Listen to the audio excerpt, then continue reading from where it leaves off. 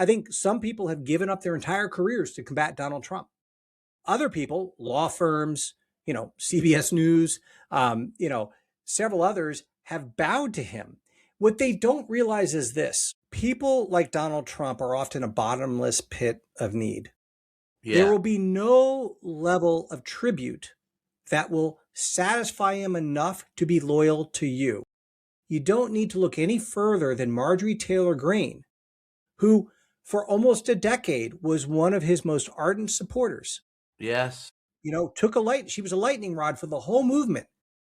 And yet, with the Epstein files, they had a disagreement, and he was so quick to dispose of her because people like Donald Trump see other human beings as objects to consume and manipulate for their own benefit, not as human beings with self awareness and self determination that we should respect.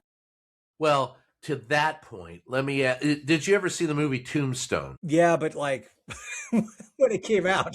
There's a great scene at the end of Tombstone where, he's gonna it's what the heck's going on here? Hold on, I'm gonna put you okay. So at the end of Tombstone, there's a great scene where Val Kilmer and as Doc Holliday is talking to Kurt Russell, who's Wyatt Earp, and and Kurt Russell's going to go out and face Johnny Ringo, and he says, "What is a man about Ringo? What drives him?" And he goes, "He's basically an open pit, a bottom, a hole that you can never kill enough, steal enough to fill. The hole consumes him."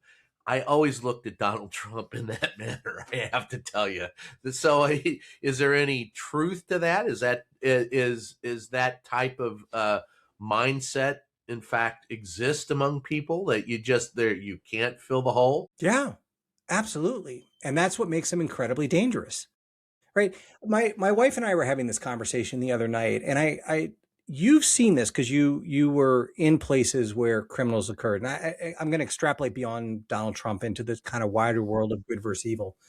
Um, most people go through life without having to knowingly interface with a sociopath, or even worse, a psychopath. Not only a psychopath would be someone who doesn't only not follow rules and laws of society, but they delight in tormenting others. There are bad people in this world, right?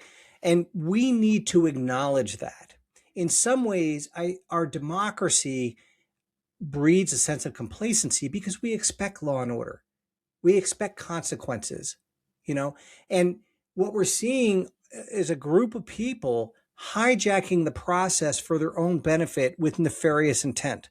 The intent is self-enrichment. The intent is the pleasure of omnipotence, right? And those people have always existed throughout history. There have been autocrats who have, inflicted cruelty upon their subjects or citizens throughout history, and there will be going forward. And we have been relatively insulated from that in this country until now. And we have to recapture back our government, and we need to rebuild and buttress up those protections that are supposed to keep people like that out of positions of power.